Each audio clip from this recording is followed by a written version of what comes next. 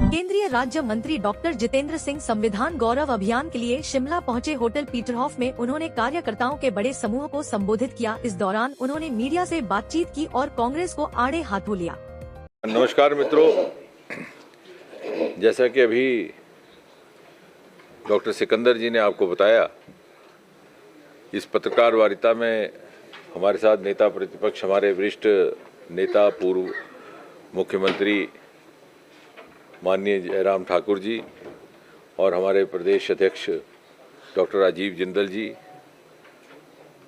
ये केवल आपको इस बात की संक्षेप में जानकारी देनी है कि भारतीय जनता पार्टी ने एक देशव्यापी स्तर पर अभियान प्रारंभ किया है, संविधान पर्व जिसका नाम रखा गया है, और जागरूकता पैदा करनी कि संविधान के प्रमुख बिंदु क्या है और संविधान का संरक्षण करने, उसके मूल्यों का पालन करने, उसकी मर्यादाओं को बरकरार रखने और उसकी विरासत को अगली पीढ़ी तक पहुंचाने के लिए गत 10-11 वर्षों में प्रधानमंत्री मोदी जी के व्यक्तिगत हस्तक्षेप से, उनके द्वारा और उनकी सरकार के द्वारा क्या क्या भिन्न भिन्न कार्य किए गए, कुछ एक मील के पत्थर भी रहे।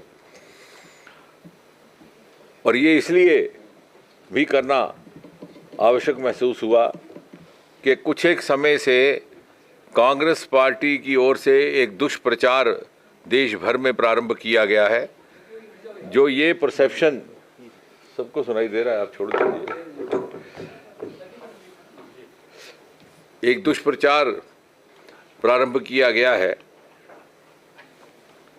जिसमें ये भ्रम फैलाने का प्रयास हो रहा है कि कांग्रेस ने तो संविधान का बड़ा संरक्षण किया हुआ था, ये भारतीय जनता पार्टी है जो संविधान विरोधी है। लेकिन आज का ज़माना है तर्क, तथ्य और तुलना।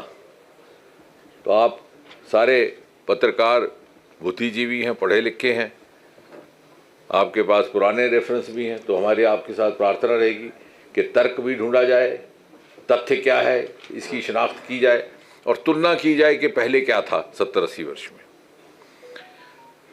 लगभग 88 बार कांग्रेस की सरकारों ने 356 अनुच्छेद का उपयोग या दुरुपयोग किया है केवल सरकारें भंग करने के लिए।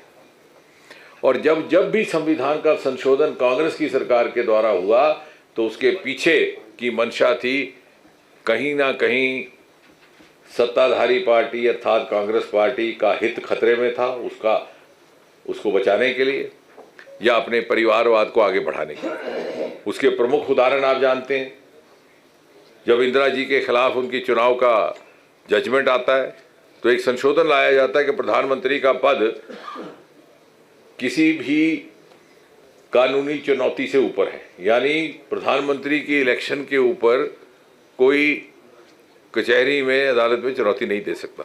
शिमला से कैमरामैन युगमार्ग टीवी।